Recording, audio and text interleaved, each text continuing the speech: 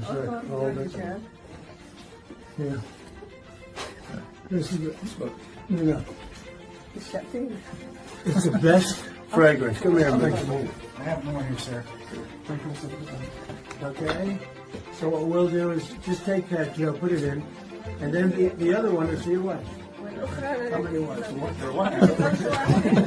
You guys I never know. Yeah, that was President Donald J. Trump with Mohammed al-Jilani, a.k.a. Ahmed al-Shara, whatever you want to call him. Apparently, people are calling him the president, as if he was elected the president of Syria. The former Al-Qaeda, as recently as less than 1 year ago, Al-Qaeda terrorist with a $10 million bounty on his head, presumably for murdering American soldiers in a war zone. But, whatever. Anyway, this week, man, I tell you, I hate to sound, I was thinking about this and thinking I might be sounding like a broken record talking about all the terrible things that have been going on with Trump. But honestly, after this week, I feel like I've been prescient. It's like every single time you think, how much worse can this get? Surely after the last election a week and a half ago, Trump realizes he needs to turn the ship around and fast because they're on the wrong track.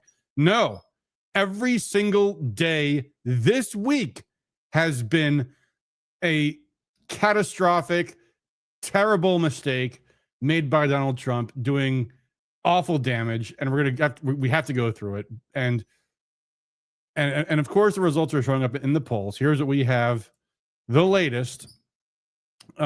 And here's the chart. You can see where things are. A week ago, we were at minus 11, and now we're at minus 12.4. And again, this is the average of many different pollsters. You might think they're biased, and maybe they are, but over time, they're going to have that same bias. So this is what we see their numbers say over time. Maybe you like the big data poll from Richard Barris that says it's only minus 6. Richard Barris is saying the same thing, that the poll numbers are looking worse and worse and worse every single day.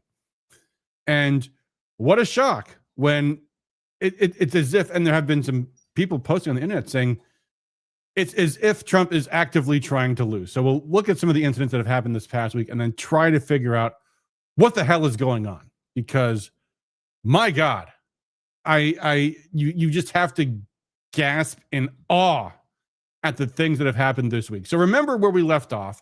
Last Sunday, the big story from the White House was Trump announces a new plan for Americans, 50-year mortgages, the thing that absolutely nobody was asking for. Oh, just 50 years to homeownership, just your entire working existence. And maybe, assuming nothing goes wrong in America, in the next 50 years, you'll be able to retire. That's where things were last Sunday. Then Monday, we had Al-Qaeda in the White House. And by the way, before I do that, I want to preface this. This is a comment, and I think this is important to talk about. This is a comment that Jack Posobiec made last Monday. So when things are already bad, but not nearly as bad as they've gotten since last Monday, and he's quoting Matt Walsh here, and both of them talking about how, especially seeing what happened in the last election, Republicans really need to unify. This infighting is bad, says Jack Posobiec. Look at what he says here. Here's what he says. Every day the right spends infighting, it only reinforces to the left that they should commit more assassinations. And here's Matt Walsh. He says, everything that's happened over the past 2 months has signaled to the left that assassinations work. Take one of our leaders and we'll start eating each other. That's the message we've conveyed loud and clear, and it puts us in serious danger. And you can see their point, right? I mean, we all agree, if we want Republicans to win next year, that we should be, not fighting each other, right? That's a good thing in principle. However, who's the guy setting the example for the entire conservative movement? None other than President Donald J. Trump, who not only has been up until the present, but for a long time now, viciously attacking Republican Thomas Massie. In fact, spending, it was announced, I think, a week or so ago, $20 million will be spent trying to destroy Thomas Massie in the primary. money that supposedly should be going to electing Republicans, not defeating them. But now, of course, we can add this week to Trump's fatwa, Marjorie Taylor Greene, one of his staunchest supporters. And we'll look into more detail into what happened with Marjorie Taylor Greene as we go through the travesty that has been this past week. So with that in mind, to just get into it. So first we started off with Al Qaeda in the White House. So here is Al Jilani. And here's the comment from Dave DeCamp. It says, incredible to see a former Al Qaeda commander. And let's not forget, he was not just some grunt. He was the leader, the top general of Al Qaeda in Syria. And here he is on Fox News in studio. Asked about 9/11. And here's what he said. By the clip. Do you, Mr. President, have regrets that Mr. President, how dare any American call this man president with a straight face? Who elected him? Huh? Al Qaeda carried out those attacks that killed 3,000 Americans? I was only 19 years old, so I was a very young person, and it didn't have any decision-making power at that time, and I don't have anything to do with it. Yeah, I don't have anything to do with it except for joining the organization that carried it out. That's all. I just joined the organization that carried it out, and then became their top general in a whole country. And Al Qaeda was not present right then in my area. So I brought them there. So you're speaking to the wrong person about this subject. We mourn for every civilian that got killed, and we know that people suffer from the war, especially civilians who paid a hefty price for the war. Mr. President, the White House has said that President Trump would like Syria to join the Abraham Accords. Yeah, that's why this guy is so loved at the White House, and not just the White House. Here he is. Here's the Senate Foreign Relations Committee. There's Chairman Jim Risch, who's been there forever, from Idaho, I'm pretty sure. And there's Al Shara, Al Jilani, whatever you want to call him, with his Al Qaeda death stare once again. And here's what Jim Risch or his staff has to say about this. I was glad to welcome President Al Shara to the U.S. Capitol to discuss the future of the U.S.-Syria relationship. During our meeting, I reaffirmed my support for the repeal of Assad-era Caesar Act sanctions. President Al Shara is committed to the fight against ISIS. Oh, that'd be easy for him to be committed to the fight against ISIS, right? He knows where they all live. He's got them all in his address book because he was ISIS. He was ISIS until like a year and a half ago, which is in the U.S. national security interest if Syria continues on its current trajectory of being a puppet of the White House. Is that the current trajectory we're talking about? Then we have confidence in Syria's future. Here's a tape from a more normal American citizen. This is I forget his last name. Tyler's his first name. Former military U.S. I believe major was his rank. So a real patriot. Here's what he says.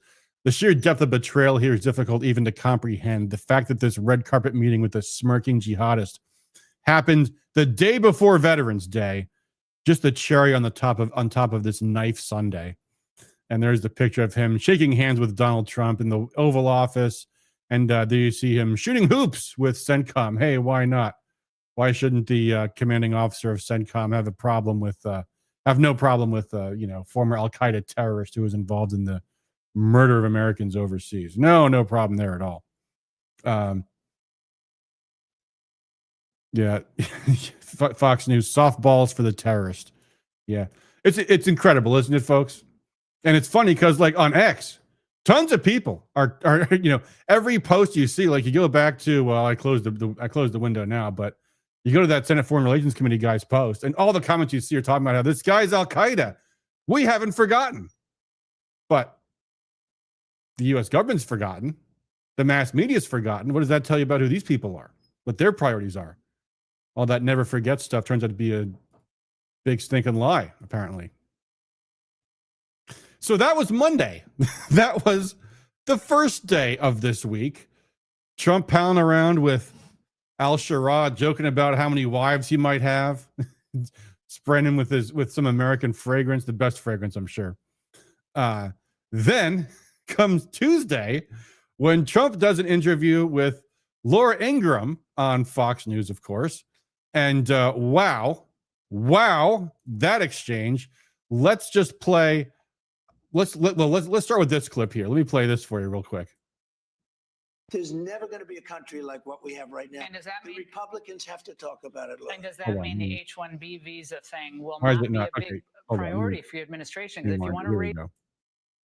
There's never going to be a country like what we have right now. and does that The mean? Republicans have to talk about it. And does that mean the H-1B visa thing will not be a big priority for your administration? Because if you want to raise wages for American workers, you can't flood the country with tens of thousands or hundreds of thousands of foreign but workers. you also do have to bring in talent. When Well, we a have country plenty of talented no, people no, here. you don't. No, you don't. We don't have You're talented being- people here? No, you don't have. She can't believe what you she's don't have hearing. certain talents, and people have to learn. You can't take people off an unemployment. People have to learn. You mean like at colleges, universities, where you want to bring in 600,000 Chinese students? That kind of thing. an unemployment line and say, I'm going to put you into a factory where we're going to make missiles, or I'm going to put How did you we into- ever do it before? Yeah, like in World War II. You remember all those ladies, building bombers at Willow Run Airport? How'd they do that? How did they do that? Maybe America had talent. What happened to American talent? We don't have talent anymore. The Indians have all the talent, apparently. Well, let me When you just, and I were I'll give you growing an up. example. There's Okay. never going to be a country like Yeah, that was part of a long and agonizing interview where, first off, Trump, yet again, which by my count, this is at least the third time, probably more than that, when he has said we need to bring in 600,000 students from China to attend our colleges and universities. Because, in fact, you know what? I've got a longer clip of this. Let me play this one instead. This is better. This is the full thing. Let's listen to this. Yeah, but you would have, as you know, historically, black colleges and universities would all be out of business. You would have a system of colleges and universities would So go we're down the dependent on tubes. China to Hold on. I didn't start from the beginning. Although, listen to what he just said. We're gonna bring in Indians and Chinese people to attend historically black colleges. That's anyway. Let's listen to the clip here. Here we go. folks are not thrilled about this idea of hundreds of thousands of foreign students in the United States. We have about 350,000 Chinese. One point during COVID, you were going to, push to, get them out, but that was pulled back. You've said as many as 600,000 Chinese students could come to the United States. Why, sir, is that a pro-MAGA position when so many American kids want to go to school and there are places not for them, and these universities are getting rich off Chinese money? Sure. Never said about China, but Okay, that's right off the bat. Like he tries to toss it in there really fast, really quickly, and before he changes the subject. Not just China. Bullshit. We've covered this on this channel. Yes, he said precisely that 600,000 students from China was exactly what he said. But let's move on. Let's listen we to do him. have a lot of people coming in from China. We always have China and other countries. We also have a massive system of colleges and universities. And if we were to cut that in half, which perhaps makes some people happy, you would have half the colleges in the United States go out of business. So what? Here, Laura. So, yeah, that's what that MAGA stuff was all about. We don't want these brainwashing centers getting all of our tax dollars to train foreigners to take our jobs. There's no good in that whatsoever. And if universities are depending on teaching foreign students, maybe we don't need to subsidize them. Maybe we don't need to support them. Maybe they should go out of business. All right, let's let the president continue here. Well, I think that's a big deal. Are they fans You of, would have the fans of the United historically, States? yeah, but you would have, as you know, he's from historically, Africa. black colleges and universities would all be out of business. You would have a system of colleges and universities would So go we're down the dependent on tubes. China to keep our No, not university China, system but I going? think it's good to have. I actually think it's good to have outside countries. Look, I want to be able to get along with the They're world. not the French. They're the Chinese. They spy on us. They steal our intellectual What, do property. you think the French are better? Yeah. I mean, really? I don't know. I'll tell you, I'm not so sure. We've had a lot of problems with the French. Yeah, fair point. Yeah, the French are not the country I'd pick first. But Hungarians maybe. Although Viktor Orban was here this week, that's another story. But Let's let this continue. We get taxed very unfairly on our technology with, they put 25% taxes on American products. Look, assuming everyone treats us badly, because that's the way I am, but we take in trillions of dollars from students. The students pay more than double. Really, we take in trillions of dollars from students. Is that what Trump thinks? Trillions of dollars, trillions of dollars. Yeah, Jay. Yeah, she's incredulous because she can't believe what she's hearing. The entire premise that the whole administration took when they came to Washington was, we need to contain the China threat. And somehow that's turned into, well, actually, let's welcome them to our universities and train their next generation of technology leaders. Let's do that. There's absolutely obviously no problem. We haven't any problem in Michigan, folks, have we, with Chinese stealing our technology? That hasn't happened at the University of Michigan Ann Arbor, has it? No, not at all. All right, this clip is almost over. Let me play it out. When they come in from most foreign countries, I want to see our school system thrive. But at the same time, I know you and I disagree. Yeah. We're never going to agree on No. it, but that's okay. And it's not that I want them, but I view it as a business. We have millions and millions of people. Also, I want to get along with countries if possible. People are shocked. Remember, Hillary Clinton said, we'll be in a war. I stopped 8 wars in the last 9 months. Sure. I don't want to be in wars. If I am in a war, we're going to win the thing fast and it'll be violent. But you know what? I don't want to be in wars. But one thing, you don't want to cut half of the people, half of the students from all over the world that are coming into our country, destroy our entire university and college system. I don't want to do that. I was just talking to somebody today whose son spent years studying to become a cybersecurity expert, and he can't get a job anywhere because all they do is hire Indians. He's now looking to become an electrician. All the money he spent on his education was wasted because he's competing with Indians. I mean, the stories out there are endless. In fact, here, I'll show you. Here's just one. This is from Mark Mitchell from Rasmussen. So a pollster, a guy whose job is to have his finger on the pulse of the electorate and what they are thinking. And also a very pro-Trump pollster, who Trump has, of course, very often said Rasmussen was one of the only honest pollsters. Now, of course, he's mad at them because of the things he's been saying. But here's a comment he got. He says, I'm sure you're going to get bombed with comments about after Trump's H-1B comments. Speaking frankly, I hope Republicans lose to bad Democrats impeach him again. I've gone through the humiliation ritual looking for a technical job recently. It's horrible. I've seen entire offices become an Indian village overnight. No issue gives me more autism than the American talent issue. I don't want to hear a single drop of code from any Trump Glaze account. Any tether Trump had to reality was murdered by a furry. No more Miller will save us cope. Talking Stephen Miller. Just like Vivek on Christmas for me, there is no recovery from this. My parents had the relationship destroyed with my brothers for this man. How many other families were ripped apart over him? For what? Infinite Indians.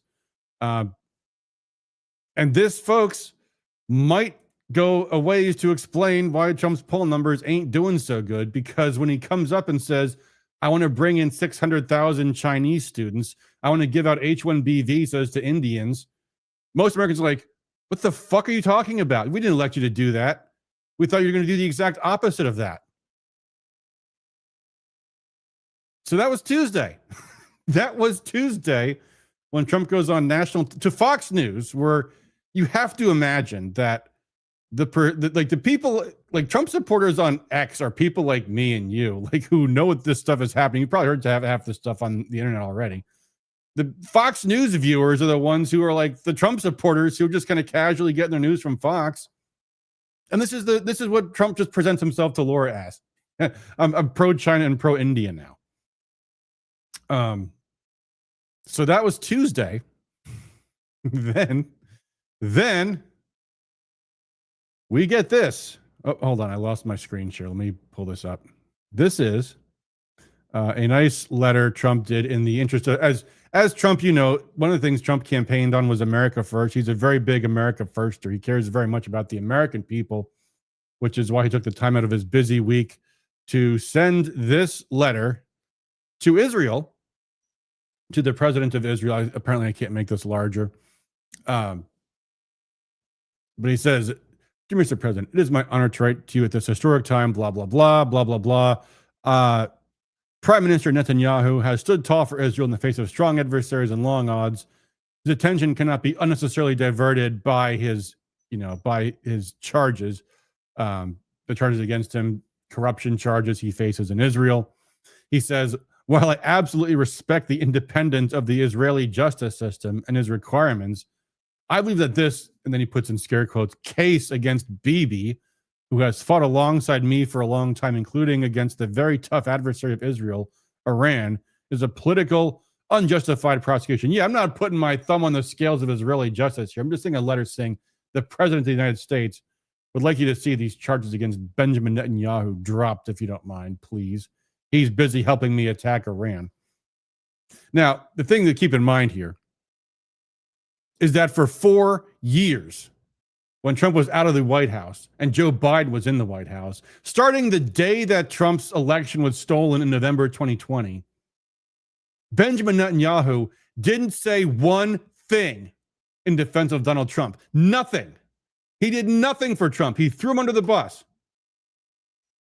And yet, Trump goes out of his way, not as if this is not a controversial subject, not as if there aren't Americans who think maybe we shouldn't be spending U.S. tax dollars subsidizing Israel, as if this was not already a problem. But again, every single week, Trump finds the time to do something for Israel at the expense of caring about the American people's issues. Mark Ashley Price says, "What are you talking about as a federal government issue, not state or local government issues?" Yeah, this is a federal government issue. And by the way, if your challenge here, Mark, is why am I not talking about Michigan-related stuff? Because I do care about that. A lot of bad stuff's happened in Michigan this past week. There's the Skyline girls volleyball team with a boy on it that's now, I think, in the quarterfinals. There's the State Board of Ed passing disgusting sex education policies. There's Jocelyn Benson facing now increasing calls to have the U.S. Department of Justice overseeing the U.S. election, the Michigan election for governor, since she's running for that office and can't be trusted to administer the election impartially. Yeah, there's lots of issues in Michigan. Problem is, Trump is going to be absolute poison to the midterm elections, and that's going to affect every single one of our elections in Michigan. That's why this is the big problem. This is the big problem, is the damage to the Republican brand that's happening week after week after week. This is the big issue right now. Here was the next day. Trump hosting dinner with billionaire CEOs of Blackstone, JP Morgan Chase, Goldman Sachs, Morgan Stanley, and NASDAQ. Oh, great. Just what we wanted to see. It's incredible that Trump was elected with no help from these billionaires. And now he's bringing in Mark Zuckerberg, Bill Gates to the White House, talk about policies. But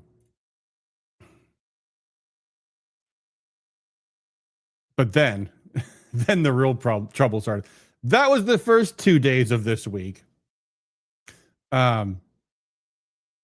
Let me bring up one more thing before we move on to the big topic, because the rest of the week kind of bleeds into one big thing.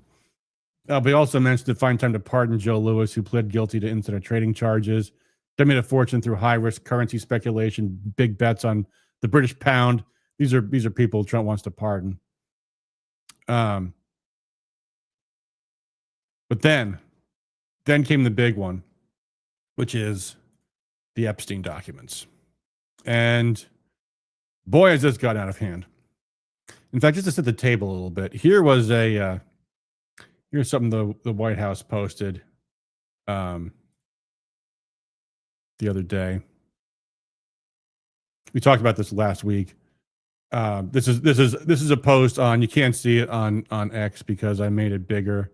But it's a post from the White House's official Twitter page. And it's the golden age. And here we have, you see there's Trump there. Companies have invested trillions of dollars into the U.S.-based operations, blah, blah, blah. Readers added context, which does not look good. I'm not a big fan of the fact check on this kind of thing because, you know, statistics like this can be cooked any which way you want. It happens all the time. But the problem is, and this was highlighted by one honest member of Congress, Marjorie Taylor Greene, who made a video. Actually, she's doing an interview now with Sean Spicer there, and making the point, a very valid point, that it's really a bad look for the White House. They've been doing this like constantly, like every week they've been posting these things, saying how great things are in America, and she makes the point. And here's the quote: "Gaslighting the people, trying to tell them the prices have come down." Because Trump's been saying this. I was talking to someone who's running for office just this week, who says, you know, I'm dealing with all kinds of people that are hurting.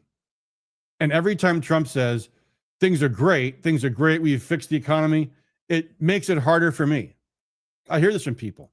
You know, Trump said the other day, we fixed DEI. You never hear about DEI anymore. You guys remember seeing Trump say that? He said this just the other day. We fixed DEI. You never hear about this DEI stuff anymore. And yeah, we do hear about this stuff. We hear about a boy playing women's volleyball in Michigan right now. That's happening right now. DEI is not dead. It is absolutely a huge issue that's still in play. And whenever Trump constantly does this, he's constantly overselling, saying everything's been fixed, everything's been great. And who knows, maybe this is one of the reasons, one of the many reasons that Trump just had to go out against Marjorie Taylor Greene. But of course, the big thing, though, is that the government shutdown was over. Congress could no longer block the discharge petition on Thomas Massey's petition for the Epstein Files Transparency Act. And reportedly, they did everything they could to try to get the 4 Republicans, who included, of course, Marjorie Taylor Greene. Also, I think Lauren Boebert, Thomas Massey, I forget who the 4th one was, to get them to take their names off of it so that they could withdraw it. But it's already, things are already starting to come out. And here's the thing. This is an issue that has been handled the wrong way from day one. If the Republicans had just put everything out all at once, then a whole lot of things would have been done differently. First off, you wouldn't have this slow, selective drip. There's been a lot of things in the Epstein files that are very bad for the establishment, for the media. In fact, here's just one thing. Here is one thing that was found in the Epstein files, was that he was actually coordinating, placing stories with the New York Times. So here's the New York Times reporter. Here's Jeffrey Epstein. The New York Times reporter says he's digging around again, and is talking about I forget Connolly, some congressman. Not clear if it's another book or expanded paperback version. Was asking me all sorts of questions about why you hired Ken Starr. I told him I had no idea. I think he's doing some Trump-related digging too. Anyway, New York Times reporter tipping off Jeffrey Epstein. There's lots of reasons why the media would want to slow walk the Epstein documents. And in fact, the God honest truth is that the Epstein documents that the media has been talking about this week, the Democrats have been talking about, don't actually make Trump look bad. Most of them, they're emails from Jeffrey Epstein, mostly from after Trump is already president. And they're saying things like, I think there's one email that said, oh, Jeffrey Epstein, I'll let you know if Trump shows up at my place, as if to imply that he was there all the time. But in actual fact, it's very easily explained. Trump was the U.S. president at the time, and they were trying to make Trump look bad. Epstein knew he was toxic. He was trying to smear Trump, trying to get in the good graces of the Democrats. You know, easily explained stuff. Most of the files, most of the emails make it look like, in fact, Trump's story checked out. That he was not all that close with Epstein, and that he pushed away from him. But the way this was handled made Trump look really bad. Robert Barnes, the attorney, who's pretty well connected, has a theory about this, which is that what happened was The Epstein files really did implicate a lot of very powerful people, a lot of deep state people, a lot of swamp people, a lot of Israeli spy people, a lot of billionaire people. And the way they got Trump on side was to say, when this comes out, it's going to make you look bad. And they got Trump to start preemptively attacking this as a Democrat hoax. And that's what kind of led this all going down the wrong rabbit hole. But Marjorie Taylor Greene was one of the few members of Congress who said, I'm going to take the truth where I'm going to follow the truth where it takes me. And here is where that ultimately led to. Here is, of course, the big, and Trump's made several now, but here's the big one where he posted this. I'm withdrawing my support and endorsement from quote unquote Congresswoman Marjorie Taylor Greene of the great state of Georgia over the past few weeks, despite my creating record achievements for our country, including blah, blah, blah, total bullshit. Bullshit. All I see is wacky Marjorie Taylor Greene do is complain. It seemed to all begin when I sent her a poll saying that she should not run for governor or senator. She was at 12. By the way, she has categorically denied this. Said that this is absolutely false. I have never spoken to Trump about this. She says White House logs prove it. My own phone records will prove it. His phone records will prove it. I don't call him, she said. Trump goes on to claim she has told many people that she is upset that I don't return her phone calls anymore. Again, she said this is disprovable. But with all these people and an otherwise normal life to lead, yeah, right, I can't take a ranting lunatic's call every day. I understand what wonderful conservative people are thinking about primarying Marjorie Taylor in her district of Georgia, that they too are fed up with her and her antics. And if the right person runs, they will have my complete and unyielding support. She has gone far left, even doing The View, apparently daring to go on an adversarial media program, which Trump is too much of a chicken to do, it means you're on the left. Even with their low IQ Republican hating anchors. Thank you for your attention to this matter, MAGA. So that was Trump. Here is how Marjorie Taylor Greene responded, and it is absolutely brutal. She says, let me make this bigger. President Trump just attacked me and lied about me. I haven't called him at all, but I did send him these text messages today. Apparently, this is what sent him over the edge, the Epstein files. And here's what her text message says. Check the flight logs of Epstein's plane. Bill Clinton is on there like 26 times. Hillary, too. For many of us, releasing the Epstein files has always been for the women who were victims of Jeffrey Epstein, but also because we believe that Democrat bad guys like the Clintons were entangled and involved with him. Epstein was the spider that wove the web of the deep state. Lean into it. She's trying to give him sensible advice. Mr. President, you're being advised by complete, absolute morons. These files actually implicate your enemies, not you. And then, I don't know what this is. I don't know who Natalie is. But this is, I guess, a screenshot from her phone saying, in every single interview I've defended President Trump. True. I've said over and over, the women say he did nothing wrong, and their attorney says he's the only one who helped. And the Democrats had 4 years to release the files, but did nothing. Stop ignoring the women. Many of them literally voted for President Trump and say so publicly. Them being raped as teenagers is not a hoax. So that's what she says. And then she goes on. Of course, he's coming after me hard to make an example to scare all the other Republicans before next week's vote to release the Epstein files. It's astonishing, really, how hard he's fighting to stop the Epstein files from coming out, that he actually goes to this level. Yeah, it is astonishing. But really, most Americans wish he would fight this hard to help the forgotten men and women of America. And they are truly, truly forgotten in this administration, who are fed up with foreign wars and foreign causes, are going broke trying to like intervening on behalf of Benjamin Netanyahu in Israel, going broke trying to feed their families, 50-year mortgages, and are losing hope of ever achieving the American dream. That's what I voted for. I have supported President Trump with too much of my precious time, too much of my own money, and fought harder for him, even when almost all other Republicans turned their back and denounced him. And I got to say, folks, because I've seen some people on X trying to say that she was never MAGA. First of all, how much drugs do you have to be smoking to believe that? Do people have no memory of the past 8 years of the Republican establishment turning their backs on Trump every single time the chips were against him? And then only when he was in power and things were looking up were they licking his boots again?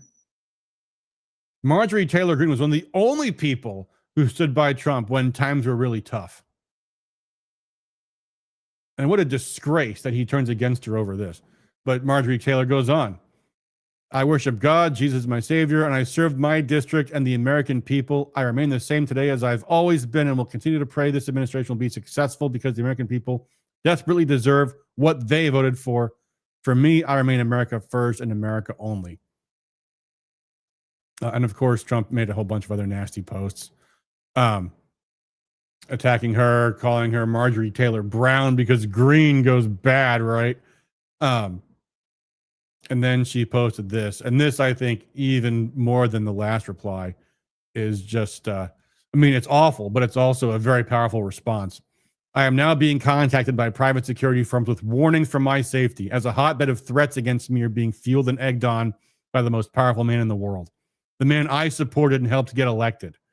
Aggressive rhetoric attacking me has historically led to death threats and multiple convictions of men who are radicalized by the same type of rhetoric being directed at me right now, this time by the President of the United States. And again, we remember how they radicalized the left into attempting to murder President Trump. We remember how they did murder Charlie Kirk. And what's Trump doing? Calling her a traitor, which he has. Threatening her life. As a woman, I take threats from men seriously. I now have a small understanding of the fear and pressure the women who are victims of Jeffrey Epstein and his cabal must feel. Damn, that's powerful. As a Republican who overwhelmingly votes for President Trump's bills and agenda, his aggression against me, which also fuels the venomous nature of his radical internet trolls, many of whom are paid, this is completely shocking to everyone. My phone is blowing up with constant amazing support. I'm so thankful. The political industrial complex and the toxic, violent nature of American politics must end. Our country is worth saving, and it can only be done if we pull together and save ourselves. So, and yeah, I don't know if she was actually thinking about running for U.S. Senate or president or governor or whatever, but she is perfectly safe in her seat. Trump and the Republican Party is not. So in this fight, she is guaranteed to win. And she's winning very smartly. If this is true, and it probably is, because why wouldn't it be? It's very powerful. And every true MAGA supporter, every true patriot knows that what Trump is doing is vile. Attacking his strongest supporters, his best allies. It's like with Rand Paul. Rand Paul defended Trump in his impeachment. Lindsey Graham didn't. Rand Paul defended Trump after January 6th. Lindsey Graham threw him under the bus. Here's Marjorie Taylor Greene again. And she calls her right out. Look, there's the track AIPAC picture, pointing out how she doesn't take any money from AIPAC, unlike Trump and all of the people that support him. This and the Epstein files is why I'm being attacked by President Trump. It really makes you wonder what is in those files and who and what country is putting so much pressure on him. Gee, I wonder. I forgive him and will pray for him to return to his original MAGA promises. Dang. And following up on that, there's actually a really great interview she did on CNN of all places today. So let me show this clip. This is I was almost going to use this for the cold open. Hold on, let me pull this up real quick. This should make on X yesterday, quote, "It's astonishing really how hard he's fighting to stop the Epstein files from coming out, and that it really makes you wonder what is in those files." Are you suggesting there's something in the Epstein files that President Trump does not want Americans to see? There's a really, really important point she makes here. Now, you might think she's going to say the obvious answer, which is, oh, yeah, clearly there is, but look what he's doing. But that's not what she says. Listen to what she says, and listen to how even now, even as Trump is trying to destroy her with the nastiest of lies, here's how she responds. Well, I think that's the part that has so many people confused, is that the women themselves that I have talked to have over and over again said that Donald Trump did nothing wrong. Quite a few of them even told me they voted for him. And those are the women I would like to see in the Oval Office with support. I would like to see all of the women there with support. I have no idea what's in the files. I can't even guess, but that is the questions everyone is asking, is why fight this so hard? Well, before this blow up, you sort of alluded to this just now. You said you were confident the president wouldn't be implicated. Are you still confident of that? I'm listening to the women. Those are the ones that are saying that he did nothing wrong.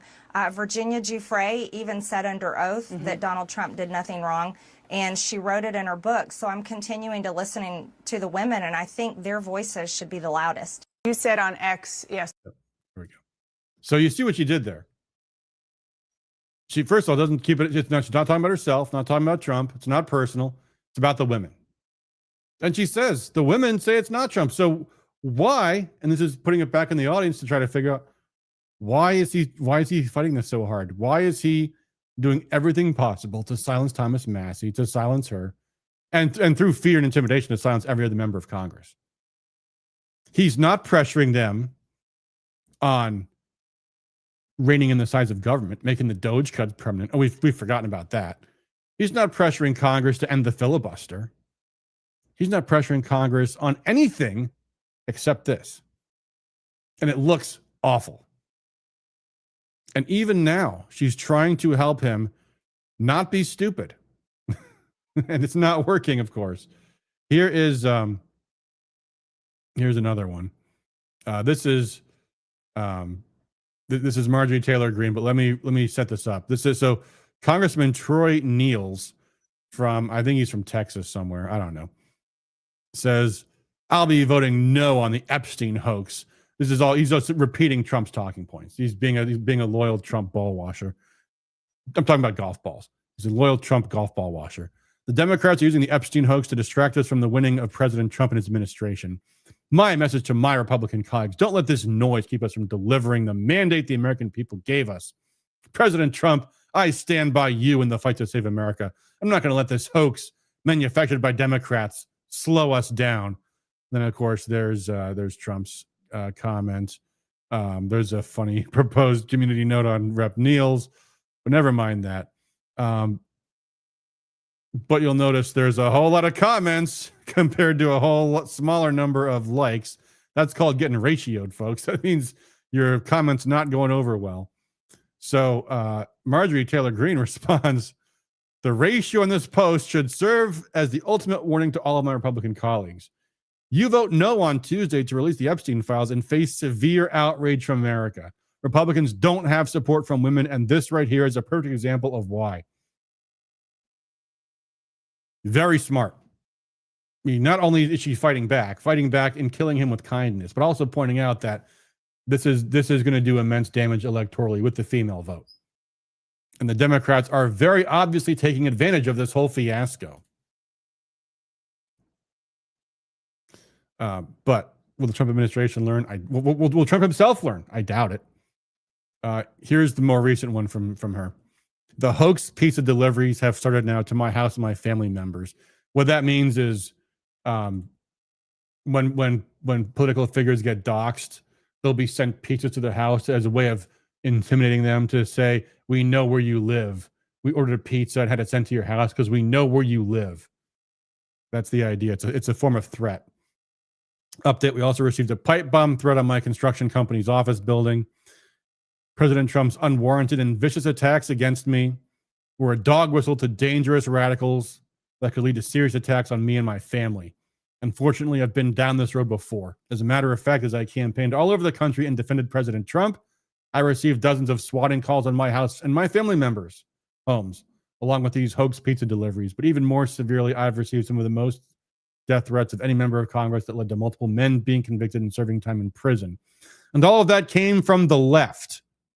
Now that President Trump has called me a traitor, which is absolutely untrue and horrific, it is a horrific allegation, you know. Ask Tulsi Gabbard. Maybe Trump can ask her what it's like to be called a traitor. Mark Levin, or Mark Levin, we should call him. He likes to go by Levin, like it sounds French or something. Mark Levin has been calling me a traitor, and so have other prominent, likely paid social media activists. This puts blood in the water and creates a feeding frenzy, and it could ultimately lead to a harmful or even deadly outcome. Either blaming her for Trump's catastrophic poll numbers. Also, the timing of this just happens to be days before we take the vote on releasing the Epstein files. I love America and the American people, and I swore an oath to uphold the Constitution and always do so. It doesn't say so, but I will, unlike almost every other member of Congress, am not a traitor. However, when the President of the United States irresponsibly calls a member of Congress of his own party traitor, he is signaling what must be done to a traitor. I have fought harder than anyone to help President Trump get elected. Fact check, true. And I support his administration and the promises we made on the campaign. Maybe she meant to say promises we were made on the campaign. Because he promised us, Trump promised us America first. And he gave us Israel first. I'm a Republican in good standing and have paid all of my dues to the NRCC. My voting record is one of the most conservative voting records in Congress, and I'm very proud of that. The toxic and dangerous rhetoric in politics must end, and we need healing in this country for all Americans. Mic drop. So that is where things left off now, and God knows it's going to get worse in the next few days. This is not going to end. It's not going to just go away. This is going to get worse and worse. And again, Trump started this. Why is he attacking Marjorie Taylor Greene? Why is he attacking Thomas Massie? If this is his strategy to get people in line, it's not working. And by the way, I did also post this. Since most people are noting the repulsive comments Trump making about MTG, worth noting, he also dropped an equally repulsive comment about Rep. Massey. And here's what he says about Thomas Massie. This is disgusting. How does any conservative look at the statement like this? I'm going to read it right now and not think that Trump is just a disgusting pile of human garbage. Here's what he wrote. This is the President of the United States, ladies and gentlemen. Did Thomas Massie, sometimes referred to as Rand Paul Jr., because of the fact that he always votes against the Republican Party? That's a fucking lie, by the way. He votes with the party 91% of the time. As Thomas Massie himself pointed out, he says, yeah, I vote no when they vote to protect pedophiles. That's when I vote against them. Get married already? Question mark, question mark. Boy, was that quick. It was more than a year. Is Donald Trump questioning Thomas Massie's loyalty to his deceased wife? That's exactly what he's doing. No wonder the polls have been less than 8%. Anyway, have a great life, Thomas, and question mark. His wife will soon find out she's stuck with a loser. I doubt it. I bet his wife, I think it's Carolyn's her name, couldn't be more honored. What a disgusting pile of human garbage Trump is. This is sick. What kind of American supports when that posts shit like this? Disgusting. If you support Trump, I'm looking at you, Mark Ashley Price. If you support Trump when he posts shit like this, shame on you. What kind of man talks like this? A disgusting person. A disgusting person talks like that, and nobody else. Anyway, so that's been the rest of this week. I mean, this has gone on. But I want to go back to this one point I was making earlier about Lindsey Graham, because one of the things that people say is, well, you know, these guys, Thomas Massie and Marjorie Taylor Greene, they're attacking Trump. Well, explain this to me then. Trump and I, we've had a hell of a journey. I hate it being this way. Oh my God, I hate it. From my point of view, he's been a consequential president. But today, first thing you'll see, all I can say is count me out. Enough is enough. Trump and I. That was, Lindsey Graham throwing Trump under the bus for January 6th. And yet, here's Trump. Today, actually, I guess yesterday, playing golf with Lindsey Graham at the Trump Graham Golf Classic. What's the Trump Graham Golf Classic? That's a fundraiser for Lindsey Graham that will benefit the Republican cause today. Bullshit, it will. It'll benefit the Lindsey Graham cause. President Donald Trump was very generous with his time, and I appreciate all who made this hugely successful. Thank you, Mr. President. Keep your friends close, but your throat go closer. Posts Russians with attitude. It's hilarious. Yeah, disgusting. Lindsey Graham. The very, like, you don't have a more anti-MAGA face in the Republican Party than Lindsey Graham. Like he was just the other day talking to the Republican Jewish coalition. I love this. Trump's bombing all the right, he's killing all the right people and cutting your taxes, was what Lindsey Graham says. Just sickening. Just sickening. Lindsey Graham, total corporate shill, total warmonger, total whore for the corporate establishment, the antithesis of MAGA. And that's who Trump is fundraising for, going out on a limb for, putting his reputation on the line for. Like, that alone alienates people, to see Trump palling around with Lindsey Graham. And again, if Trump can raise millions of dollars for Lindsey Graham, those are millions of dollars that are not going to defending the Congress. So why should anybody support the Republicans for Congress? Tell them to call Miriam Nielsen. Call Trump. So what in the world is going on? Because as we saw from Trump's poll numbers, this is getting worse and worse every week. This is getting catastrophically bad. Well, here's one person's thought. Trump is the most egocentric, image-obsessed, social media savvy president of all time. When I worked his campaigns, again, note these are his supporters, his hardest supporters saying these things. When I worked his campaigns, Concern 101 was the public's feedback. He had his finger on the pulse of every news story, every social media post, and every press release. There is no way possible he is unaware of how angry the people are at his recent decisions and of the extent to which his base has turned against him. He knows. He just suddenly doesn't care. The only possible explanations are that he's being threatened into making these recent decisions, or that this entire thing has been a psyop. I think it's the latter. Because he's not acting like he's being threatened. He's acting like, does this look like a man who's being threatened? No. That's a man who's happy. Yeah, right on. Lousy Lindsey Graham, warmongering enemy of American life, liberty, and property in the constitutional federal union. Yeah, Trump's not being blackmailed and threatened. He's having the time of his life. Well, all I can say is it might catch up to him in the midterms.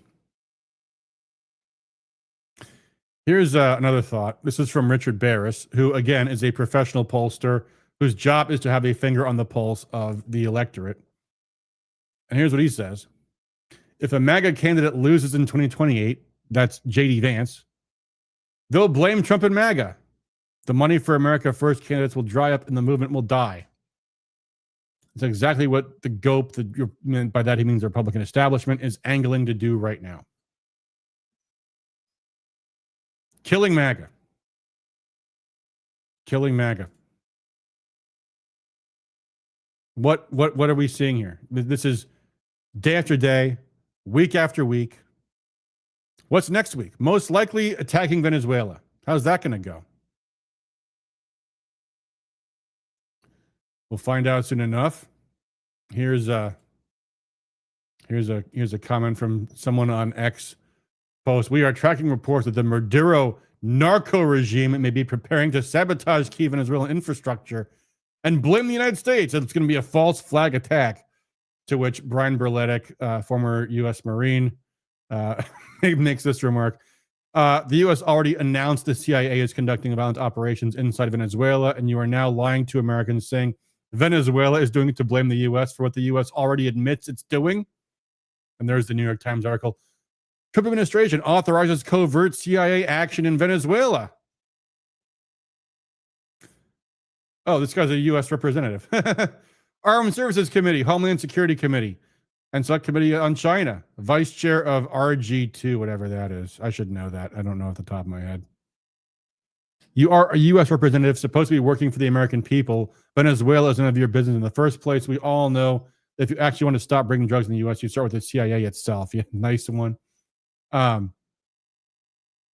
Trump has now said his plans. He said, I'm not going to tell you, but I've made up my mind on Venezuela. We know he's not going to back off of Venezuela. He's put all the carriers into place. So some kind of, I assume, shock and awe operation is about to commence in a day or two. We'll see. At best, it will be a catastrophic loss of human life for no reason except because Trump's looking bad in the polls and wants to just bomb the shit out of a weak country, like kind of like when George W. Bush went after Panama. But we'll see. Could also be disastrous. Who knows? I don't know. I guess we'll find out next week. We'll see how that goes. So that's what we have on deck for next week, folks. We have a potential attack on Venezuela, a likely attack on Venezuela. We have Epstein documents coming out. We'll have the vote on that on Tuesday. We'll see what the Republicans do about that. And also, by the way, it's slight side note, been an absolutely disastrous week for Ukraine, both in terms of the military conflict where Russia has taken a lot of key territory and are rapidly advancing as the Ukrainian front lines collapse, but also politically, huge multi-billion-dollar financial scandal embroiling Zelensky. So lots of crazy stuff happening there too. Which again, where is that going to go? You think we're going to have some kind of miracle that Ukraine's going to win, or is this going to be another disaster for Trump going into the midterms? Unflippin' believable. And the crazy thing is, he isn't learning. Like, you would think he would care about the polls. I don't get it. Because if Democrats take power next year, they're going to be their first target. It doesn't make sense. It's crazy. The crazy world we're living in. It's awful. And all I can say is we'll see what happens as these numbers fester. Because really, election season starts after the holiday cycle. After Christmas, the Republican Party might sober up and realize they maybe don't want to lose the midterms, and going to start having to look really coldly at what the heck is going on. So we'll see where we are. But there's actually a saying in politics, winning the week, right? You want to have more good stories than your opponent, and hopefully, bad stories. This week has been a bad story for Trump every single day. Go back to where we started. Jack Posobiec and Matt Walsh, true conservatives who want Republicans to win, saying we're not going to win with all this infighting. And Trump has spent the entire past week escalating the infighting. So before anybody lecture me about criticizing Trump and about stoking the infighting is starting at the top, ladies and gentlemen. And you can see that every single day at this point. So we'll see where things go from here on. That will do it for us for now. Thank you guys for tuning in. Again, I hate to be the bearer of bad news. Frankly, I thought this whole year would be winning. Remember, never get tired of winning. Well, we didn't get very much winning in the first term, but we thought the second term will be different. Well, it hasn't been. It's been worse than ever. It's been worse. So there you go. Again, if you support Trump, Mark, if you like Trump,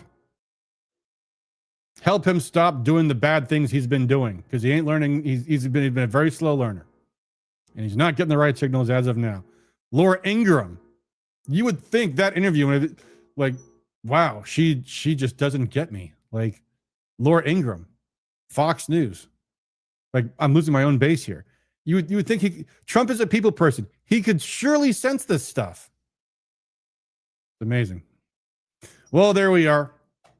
Again, thank you guys for tuning in. If you like the content, please hit the like button. It does help the channel. And until next time, and I promise, guys, because what could be worse from this week?